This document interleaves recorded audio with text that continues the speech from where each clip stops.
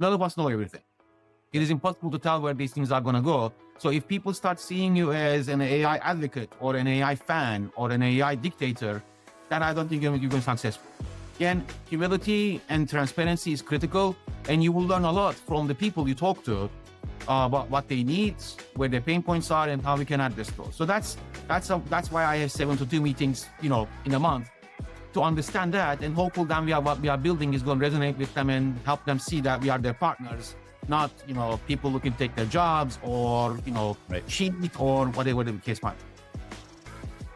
This is the AI First podcast, hosted by me, John Herstein, Chief Customer Officer at Box. Join me for real conversations with CIOs and tech leaders about reimagining work with the power of content and intelligence and putting AI at the core of enterprise transformation. Hi, everyone, and welcome to the AI First series, a podcast where we're talking to thought leaders in the spaces around artificial intelligence and how it's being applied practically inside of our Box customer base. So I'd like to welcome you all, and we'll jump right into the conversation. We are very, very excited today to be joined by the Chief Technology Officer at University of Chicago, Kemal Badur. Kemal, hello. Hi, John. How are you? I'm great. It's great. It's great to see you again. I know you've had a busy week, and hopefully this will be the best part of it. Well, I would love to start off by having you tell us a little bit about, I think everyone knows of the University of Chicago, but maybe just give us a little bit of the scope and breadth of the university, and then we'll talk a bit about your role there. Of course. The University of Chicago is a research university founded in 1890. We have about 17,000 students today, and we are very focused on undergraduate education, professional education, and research. We have about 17,000 students, 12,000 employees, and many affiliates and friends who work on our campus and collaborate to do cutting-edge research and education. Personally, I've been here for 6 years. My job covers all the plumbing of IT, as I like to call it, networking, communications, servers and data centers, and all that stuff. I'm also responsible for user support, the experience of our users across campus when they are using our services.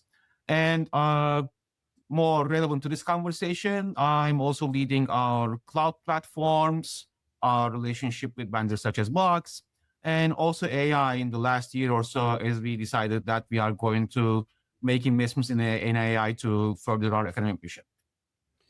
That is a pretty broad scope, and we're going to dig into a few of those areas, including what you're doing in the cloud with Box, and I think probably most importantly for this podcast series, artificial intelligence. And you've definitely been leading in that. We'll talk about some of the things that you've done there on campus, but I want to start first with a little bit on the kind of more personal side, which is like, what is your why for AI?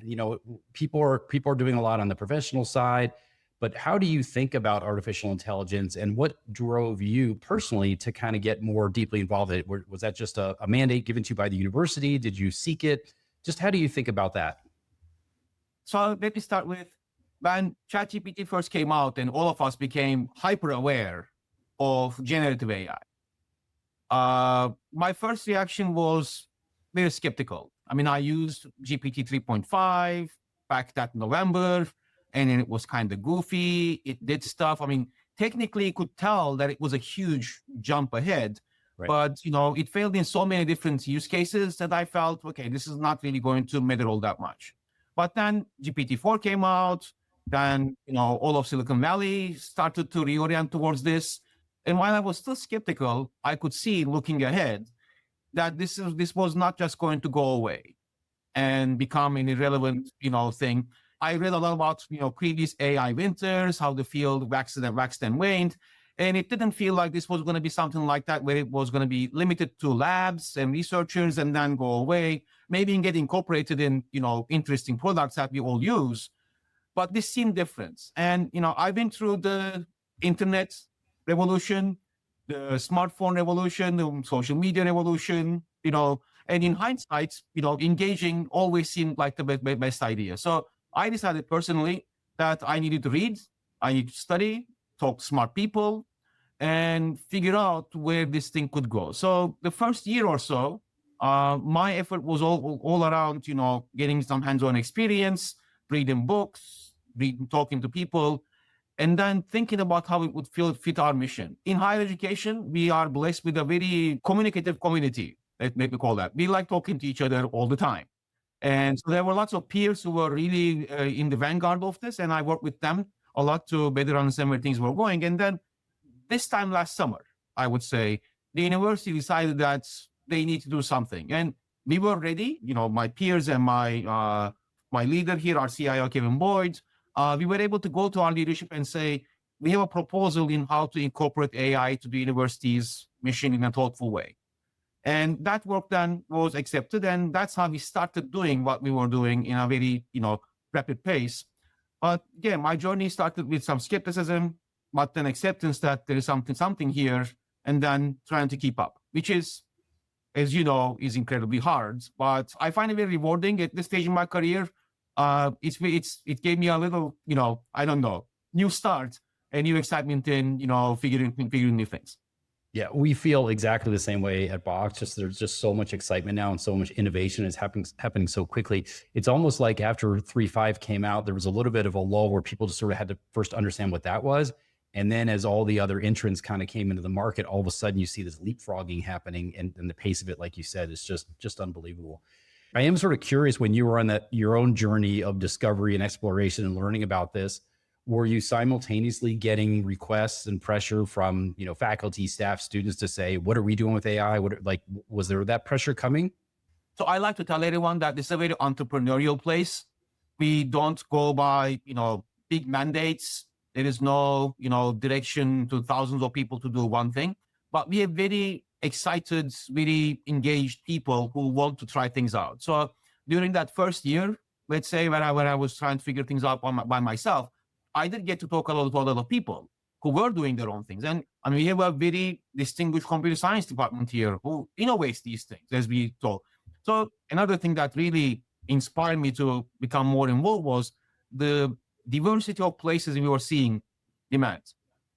In law, in psychology, in economics, in computer science, in medicine, in the classroom, outside the classroom, there were so many different ideas from people who were in the same boat that I was, looking at this thing and seeing how does it impact my job.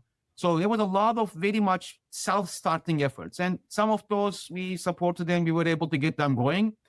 Some of them, kind of withered because people realized, wait, I need to spend a lot of time on this and I don't know how yet. And that's been our biggest challenge, the gap between ambition and ideas and execution, because even though it's easy to, get an API key and do something, it's hard to build pipelines. It's hard to change the way you work in your research, in your lab to accommodate this. So I think a lot of people got excited and kind of pulled back.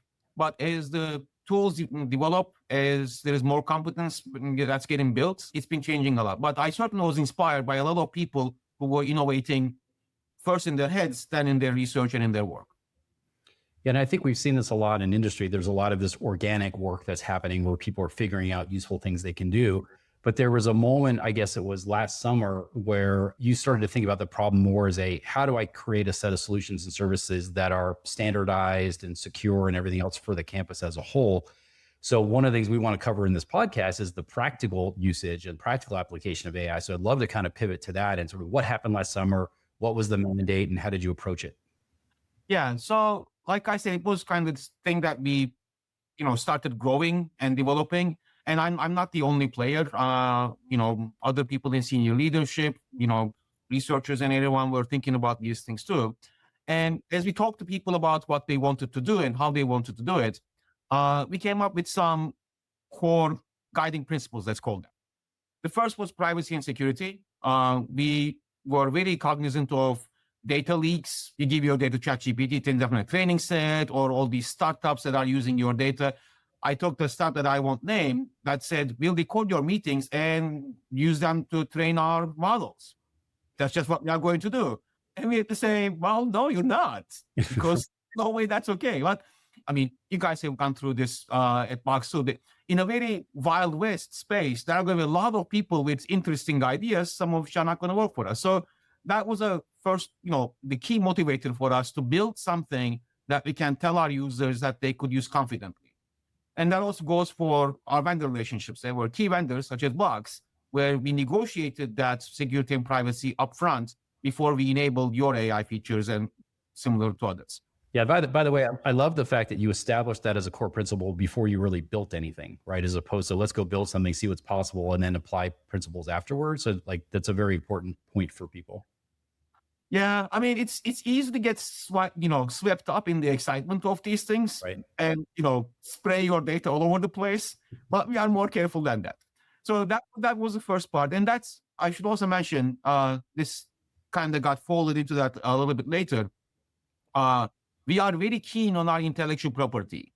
I mean, it is the thing that we do, creating new ideas, novel approaches, unique things, innovations, and our users were really skeptical of the idea of let me ask an AI tool to refine my idea or to help with something, and then that idea that I'm not going to publish for 2 more years because I will refine it and then go through the process. Maybe it will show up 6 months later in somebody else's prompt, Right. and all of a sudden my big wonderful idea is now in somebody else's responses from whatever AI tool. So that's another thing that's really concerned our people, and we certainly wanted to offer them something meaningful to deal with that. The second thing was equity. We have, like I said, more than 30,000 members of our community. And we didn't want to say, if you want to get ahead with AI, you need to pay $20 a month, $30 a month, or $200 a month for OpenAI's pro level service to be able to use the cutting edge tools that others get. And especially for students, you can imagine how it would create a very uneven competition to say only some people can afford to pay for these things and they will do better than the others. So that was another motivating principle for us to build something that is, close to the state of the art and available to everyone. So equity was the reasoning for that. And finally, this is kind of arcane, but it's really important. Many tools out there right now are not digitally accessible. They don't work with screen readers, with assistive technologies and things like that. And we are very keen on developing solutions that do support these things for every member of our community. And we decided that from the get-go, our tool would do that. So I'm proud to say, in 6 versions now that we have developed of our tool, everyone goes through accessibility review. Every single one is tested and validated, and we can tell everyone who needs to use them that use an AI tool that our tool will meet their needs to support that. So that was kind of the bigger picture. And once we layered all those in, the architecture proposed supported all of it, and we were able to get buy-in from our senior leadership to do this for the university.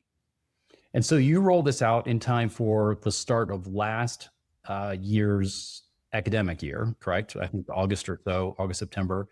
And what's been the experience since then? I'll admit that we are really bad at communication. We need better marketing to sell our tool.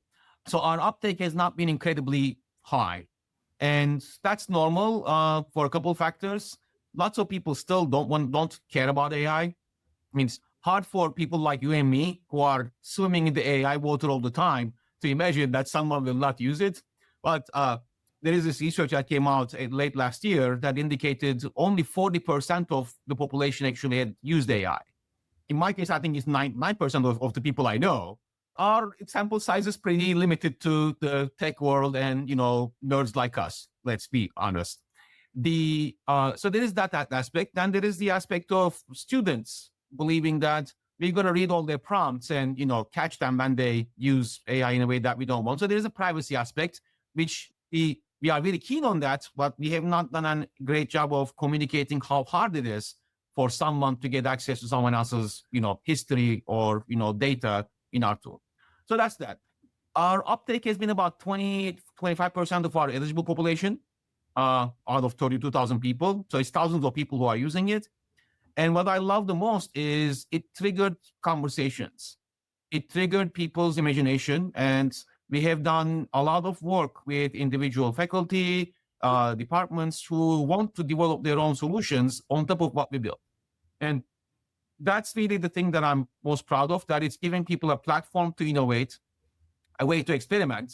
And I've had many people come to us and say, I was really skeptical about using a vendor tool because I was concerned about my privacy, but because we are running this ourselves, I'm not worried anymore. I can go do that. And We were able to get a lot of feedback. We built on that feedback. So, for example, as of the last release we pushed out last week, we are not HIPAA compliant with our tool because our medical researchers, physicians were really excited. Our School of Medicine is incredibly excited to use AI in the classroom to, teach the next generation of physicians. And we were able to say, okay, that's very important. Let's put our HIPAA compliance in place. And that will then help those people, use AI in a way that they don't need to worry about and give them what they need.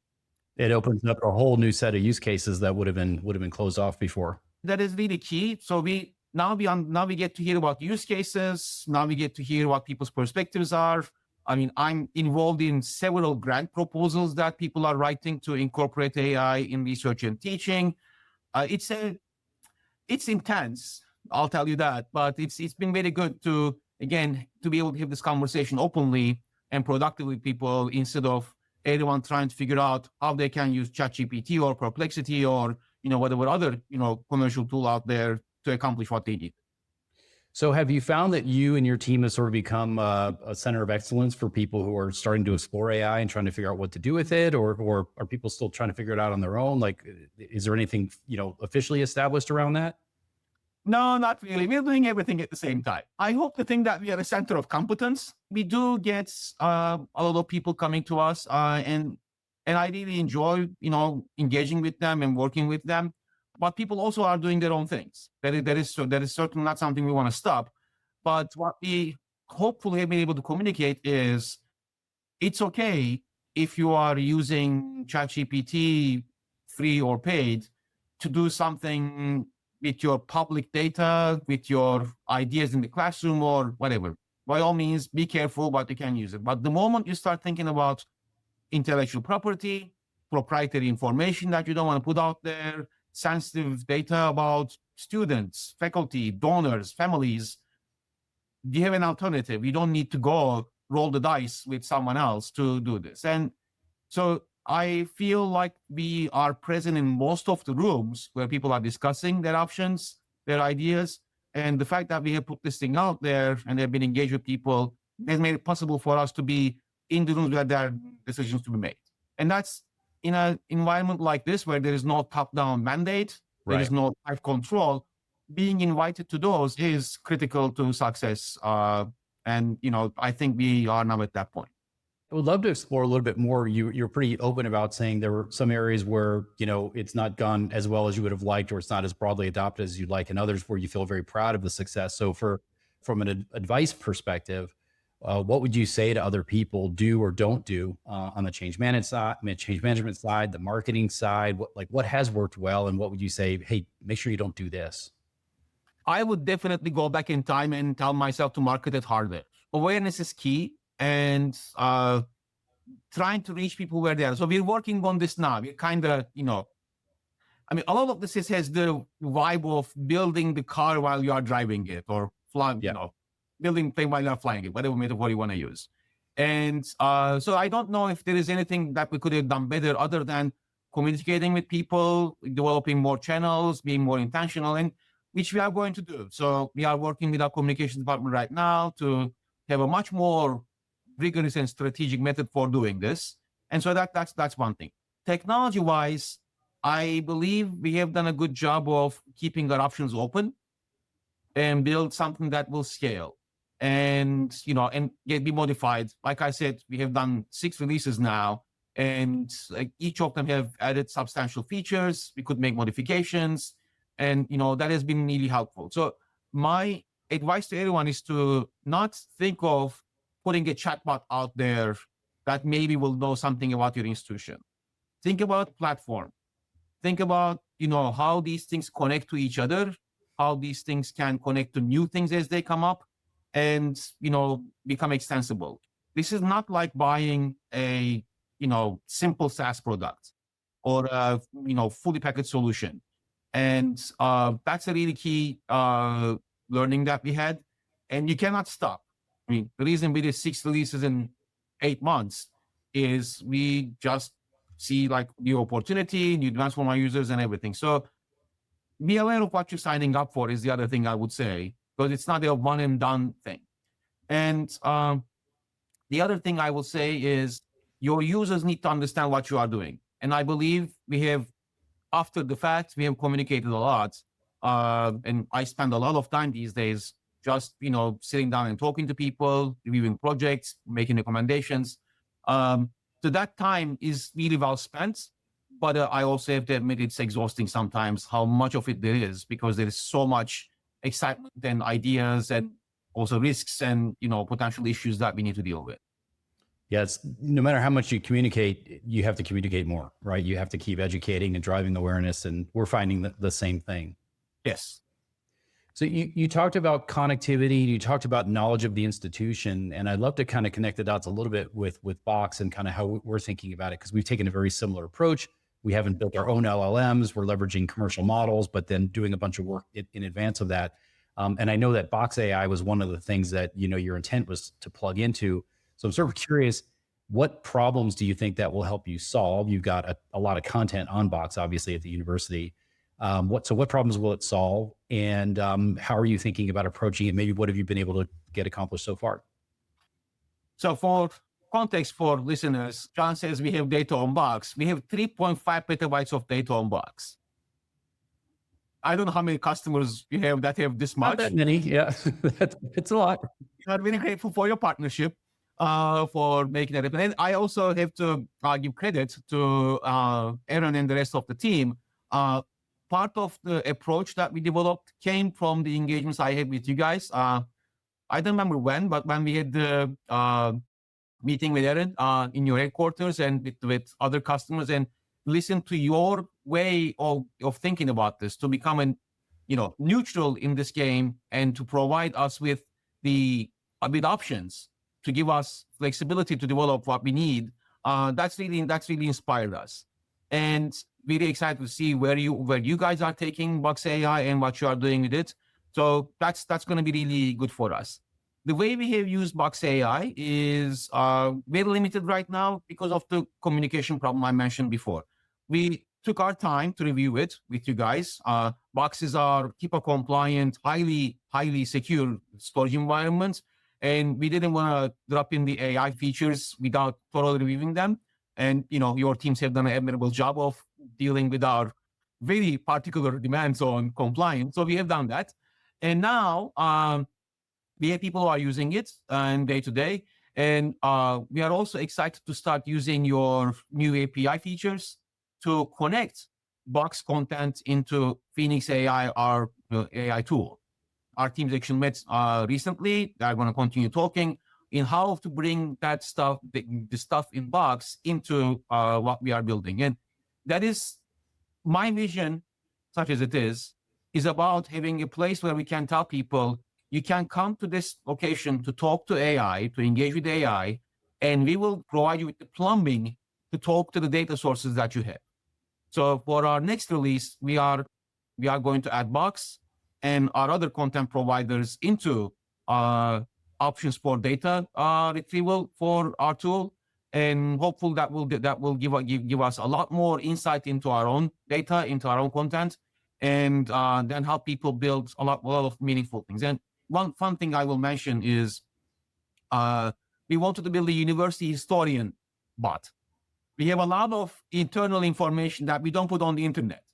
There is a lot of, substantial information that we have in very scholarly writing and very compelling things that we have developed internally.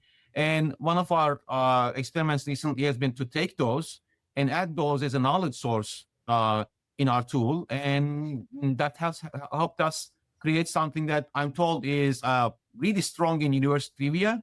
A lot of people know a lot about the university. They are impressed with how much it can get right. And it also is a great way to demonstrate it's not just, stuff that these models know in their training data. It's the information you have from your specific sources that can feed these things. So my goal is to, later in the summer, my goal is to help people connect their sources in Box, make it dynamic so that when you're updating your research data on Box, Phoenix AI will know about it and continue to get better at retrieving information for you and make that happen. Box AI itself, I'm really excited to develop workflows within Box to help people placing orders, receiving invoices, signing contracts, working with students. We are very excited about the options we're going to get from them from that. And in the next couple of months, I'm hoping that we are going to be able to invest more time into these things, but kind of getting out of the AI space. As I'm sure everybody knows, universities are handling a lot of change right now in our environment. That is having an impact on our bandwidth to come up with AI solutions and work on these things. But I'm hoping that it will settle down somewhat, and it will also be clear to people like, okay, I'm dealing with this new mandate, I'm dealing with this new pressure. How can I use something like Box AI's workflow features to help us, process student data, and that will make our lives easier. So I'm really eager to work with your teams to accomplish that, and with our teams to help make their lives better. Well, we're definitely excited to partner with you on that and sort of explore what's possible. Going back to this university historian idea, I mean, I think that's exactly how we think about the power of this, where you bring together, content that's proprietary to you and not available on the outside, the public internet, but marry that up with the power of generative AI and these commercial LLMs, even open source LLMs. And when you bring those two together, you suddenly get results that were just not possible before. So that's very, very exciting use case. I'm curious on the technical side. You mentioned the like our APIs, and clearly we've tried to make it as easy as possible for people to connect in through the APIs. But we're also in the world of agents and agentic AI. And are you thinking also about, from an architecture perspective, API-based interconnectivity versus agent-based interconnectivity? Like, how are you thinking about that from an architecture perspective? Agents are very interesting, but we have not done anything with them quite yet. So there is a tension right now between building your own and relying on vendor-provided AI. And when it comes to agents, we need to be able to say, what is the business value of connecting this vendor's SaaS platform to this vendor's SaaS platform? And how do they talk to each other? How does that work? And I have to admit that we don't have enough engineering talent and time to experiment with these things and figure out how they work. I'm happy to take a wait and see approach on that. I understand the power. I have a lot of friends and colleagues who are building agents for different use cases in their own companies and everything. So we're waiting and seeing how that works. And I'm excited to see what comes out. But one thing that I would recommend everybody think about is how much reliability matters versus creativity. And in many agent cases that I can think of, reliability is paramount. So when I want to build an AI agent that will help me take time off without logging into my HR system, or look up an order or place an order in my finance system, I mean, those are great use cases. I'd love to be able to talk instead of clicking 8 times in a form. But, what is the success rate you need out of those things? If it's 80%, then that means there are 20% of transactions that you're fixing somehow manually. Yep. Or in some way. If it's 99.9%, that would be amazing, but it might not be enough if you're talking about 2 million transactions. That's still too many failures that you need to deal with. So I'm really eager to see how vendors such as yourselves figure out that reliability part of this, how we can build scaffolding and testing around agents to make sure that they don't diverge. And I'm totally fine with Phoenix AI or ChatGPT or Box AI to give me a bit slightly different summary each time, or slightly wrong suggestion for something when I'm writing an article or blog post or creating a deck. But that's not acceptable when I'm talking about placing $1 million order, right? And sending it to the wrong vendor. Right. Yeah, you mentioned reliability, and to me, it's sort of a combination of reliability, repeatability, and sort of consistency, predictability, if you will. That you're going to get the same result each time, and that's something that AI is probably still evolving to in a lot of ways. Yeah, and I think that with enough tooling, I mean, there are so many smart people working on these things today that I'm confident they will find a way. But fundamentally, and this is where I think it helps to understand the core of these technologies, LLMs are not supposed to give you the same answer every time. This is not the sum function in Excel that just does a straight math, solution and gives it to you. And so again, places where creativity is okay, random results are okay, wonderful. Let's go use AI all the time. But in other cases, what kind of checks can be built into the system? How much engineering effort would it take to do those things? And then we can go forward. So I think in 6 months, we will definitely building agents. And I'm also going to say our architecture allows it. We are talking about using MCP and A to A. So all those things we are ready for, but I want to find the business value and the reliability and repeatability first before telling to my users, use this thing now to do these repeatable critical tasks and go from there. So maybe I'm wrong, maybe I'm too cautious, but you're thinking about it the right way. It sounds, I would sort of describe it as cautiously optimistic with a heavy dose of caution right now. But there's a lot of promise here. So let me go back a little bit to sort of challenges and lessons learned. We talked about security and privacy as being absolutely non-negotiable. We talked about some of the issues around, change and getting folks to adopt and all that. What we haven't really talked about so much is governance. And how have you approached governance? Has that been sort of a friction point for you as you've rolled this out? What sort of mechanisms has the university established around the topic of governance, specifically with respect to AI, obviously? And if you could focus on things that, again, could be pragmatic advice for others on how to approach this, that'd be really great. Being a very distributed and entrepreneurial organization, we don't have a lot of established governance, or we don't like, building new governance, for everything. So the approach we took when we were building our AI tool and building our AI environment was to leverage existing governance structures and policies that we already had. So when you look at our acceptable use policy or academic integrity policy, they already talk about the importance of, showing your work, not putting private data in, public systems and stuff like that. So we reinforced the point when we were rolling out Phoenix AI that, the use of AI tools is still governed by existing, policies, and here's how you should go look at them. We didn't try to write new AI policy because that would have taken us a long time and become, very contentious potentially. So I would recommend everyone look at the existing policy and governance structures and leverage them. On the governance structure, we have a faculty committee that is responsible for oversight in computing activities. We went to them and worked with them, and they've been very receptive. We have excellent forward-thinking faculty members who gave us great guidance on this. So again, existing structure that got reused. Moving forward, though, as AI use becomes way more prevalent, we will need to do more. And one part is, so we have a medical center attached to us. It's a huge hospital system in Illinois that we are partnered with. And so right now we are coming together in doing AI governance together, because there is always this doctor is treating patients in a medical center, but coming and teaching and doing research on our side. Right. People who cross that boundary are incredibly important to us and want to support them the right way. So we're working with them to establish stronger governance, review products that are coming in, and making sure that we are aware. I would say, and the other thing on a more technical front, the thing that I think we did really well, and I would recommend everyone to do this, is we brought architecture into the building of the product.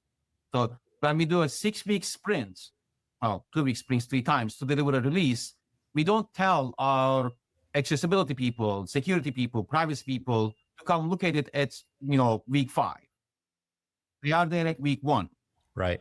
They look at the requirements, they provide feedback on the requirements, they do, everything with us, in the trenches, if you will, so that the product that comes out is not some kind of, monster that needs to then be tamed because it was not secure or well done. And I found that doesn't slow things down necessarily, but it gets you buy-in and it gets you confidence from people who care about these things, so that we can collectively go to governance and to leadership and to our stakeholders and say, this has security baked in. This is accessibility baked in. It's not an afterthought and it's not a mistake. And so that has been really helpful. And I talked to a lot of architecture practitioners in IT who are kind of coming at the end. And that's the way, processes work. People build their stuff and they come to you for review as an EA. That's not a productive way to deal with these today, because everything changes so quickly. And, ambitions are, not necessarily in an enterprise way.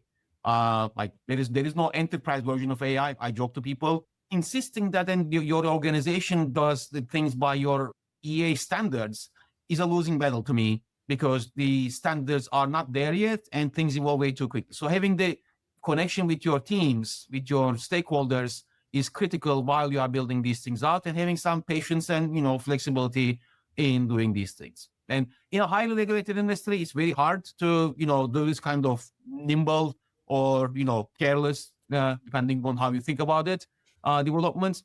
But if you want to benefit from the potential of AI, you need to be a little bit more open to risk, and make sure you manage that risk at the same time. I love the concept of involving all those key stakeholders right from the beginning, as opposed to having checks at the end. And it sounds like you found that that's not slowing things down. You're doing 6-week sprints. You've done 6 releases, I think, since you started back last summer. And I assume you've got a roadmap that goes out quite a ways. 2 more releases. Okay. So we're going to sit down soon and think about, what else we want to build. I mean, the agents are going to play a really important role. We're going to think more about even becoming even more model agnostic. We have interesting use cases, for example, where a custom model, like an open source model customized by researchers to serve a certain purpose, things like that, connecting to, very different things that are important for a research environment, things like that are going to become a priority. And also, we are working on a huge number of projects right now with instructors, with faculty, on incorporating AI into the classroom and into research. And I think those are going to also determine where we go and what we build. But yeah, we're not out of the roadmap yet, but we still need to keep building it. And like we talked about at the beginning, it changes every week. Right. OpenAI just released O3 Pro. And, do I want to incorporate that or not? What will it get us or not? So we'll need to keep on top of what's going on, and then understand based on that, how we are going to accommodate, any new requests or new direction. So is your vision ultimately that AI is just sort of part of the foundational infrastructure of technology on campus and beyond? Like it's just part of what people expect in terms of capabilities provided by you and your team? I think the answer is yes, but I don't know yet. It's hard to tell.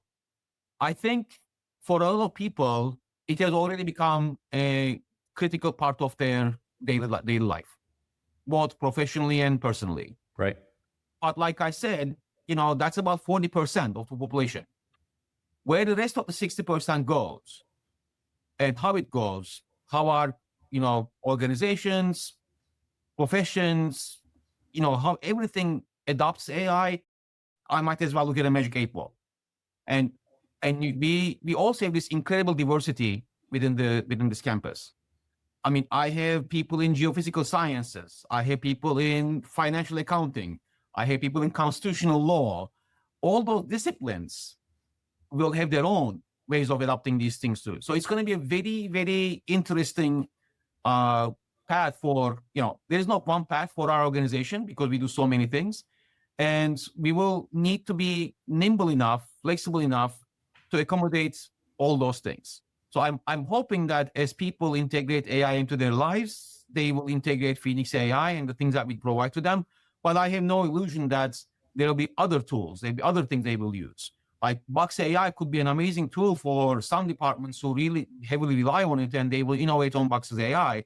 But some of them will use something entirely different. So it's going to be a very interesting ride the next 3 to 5 years as we become more used to AI, as things settle down a little bit, we reach a steady state, and then maybe we'll converge a little bit more, as it happened with many things in the past. But right now, I don't have the elegance or the ambition to say there is one way to go and it's this. I want to listen. I want to understand. I want to keep talking to everyone, including our vendor partners such as Box, to see where things go, and hopefully we'll learn enough to bring something back meaningful to our campus. Right. And a lot of it's going to be driven by the use cases and the departments and, different, functions within the university who are going to be looking for certain capabilities or adopting or not adopting. And that's going to teach you a lot as well as you go. I cannot predict what I'm going to hear when I show up to work every day. Yeah, I was going to ask you, what do you think the next big thing is going to be from an AI perspective? But it sounds like you don't know, or maybe there is one or two things that you think are certain.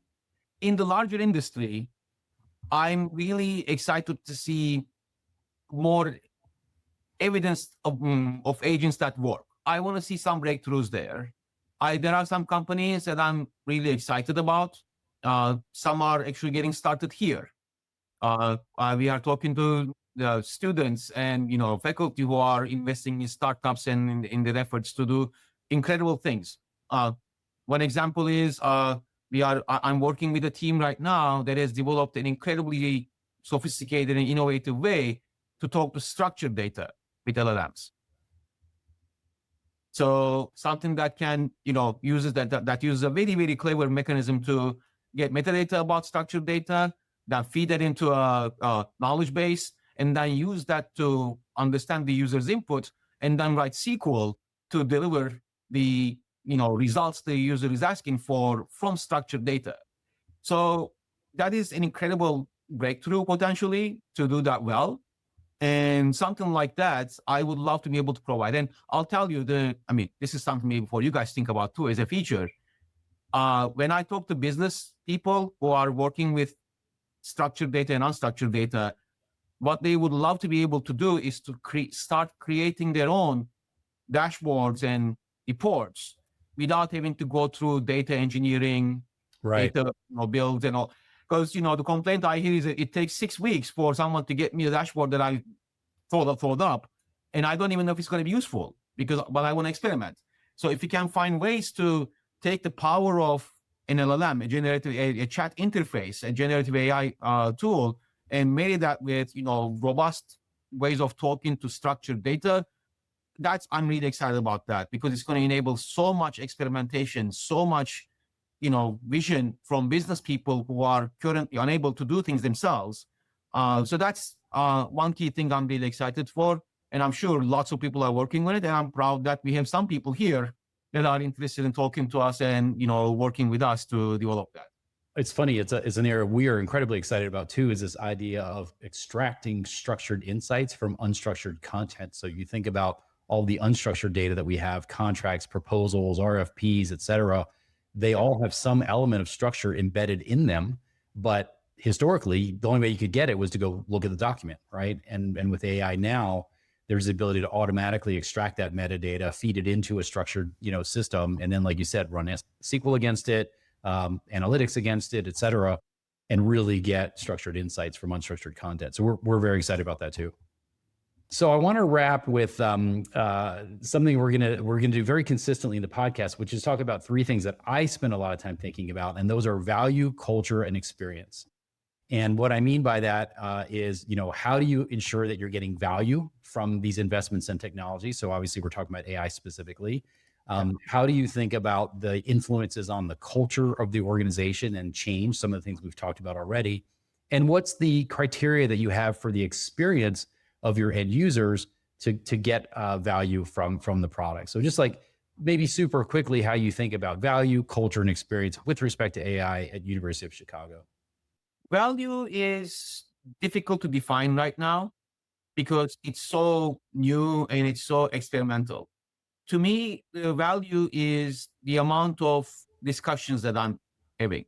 Before we started talking, I went through my calendar in last month and I counted that I had 145 meetings total in 1 month, and 72 of them were about AI. How valuable this is, I cannot tell you, but I'm really glad that we're engaging with our community to understand what they want and how we can help them. So that goes into your culture question. I think being transparent and humble is important.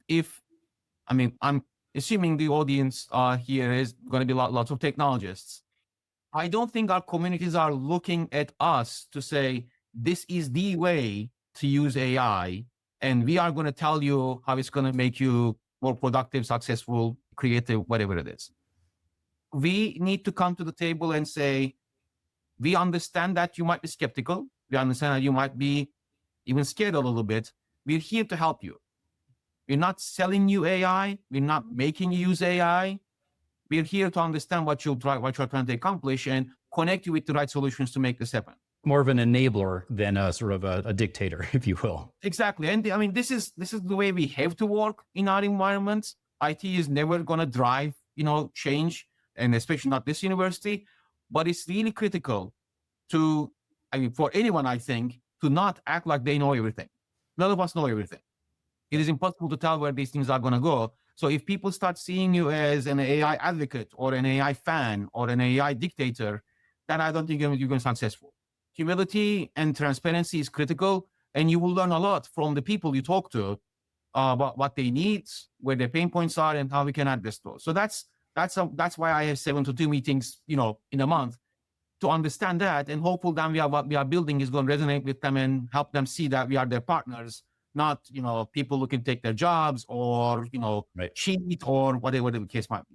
If you want to build an enterprise grade AI tool today, it's a very tough job. I admire Box for having done that for us and several other vendors, but most of us are not going to have that level of engineering expertise, time, and business value to do that.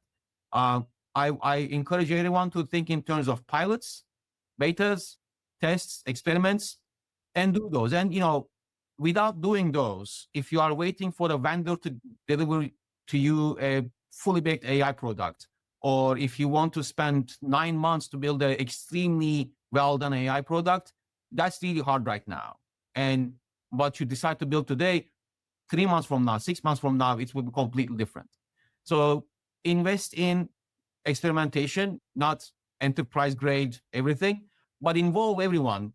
Like I was saying, all the architects, all the security people, privacy people, if they're involved and understand what you are doing, you're going to be a lot more successful, as long as they are willing to be flexible. I'm not going to deny that I might have upset my risk team and my CISO with the things that we were doing, but they could see the value and they could tell us, okay, as long as you are within these guardrails, you're fine, and we'll clean up later potentially. Like, for our first version was not HIPAA-compliant, our 6th version was. It took time. Right. In the meantime, we still did security, but compliance we knew was something that we could get later. So those would be my hopefully brief insights to help people build something meaningful. Very, very, very helpful. And on that last point, I think it goes back to the thing you said earlier, which is involve them early. Don't wait till the end and say, oh, here's this thing we built. And then your CISO says, no, you can't do that. Right. So you've got to involve them much earlier in the process. Well, Kemal, this has been incredibly, incredibly interesting, informative, and I think educational for me, certainly, but also I think for the folks who watch, the audience. And I appreciate the pragmatic advice, the practical tips, your transparency around things that worked and didn't work. I think all of that is incredibly helpful. Obviously, we appreciate you as a customer and a partner, and you taking the time to do the podcast with us today. So thank you very much. Best of luck with release number 7 and the ones that follow. And we're here to support you and work alongside you all the way. Thank you so much. Looking forward to working with you guys. Thanks for tuning into the AI First podcast, where we go beyond the buzz and into the real conversations shaping the future of work. If today's discussion helped you rethink how your organization can lead with AI, be sure to subscribe and share this episode with fellow tech leaders. Until next time, keep challenging assumptions, stay curious, and lead boldly into the AI first era.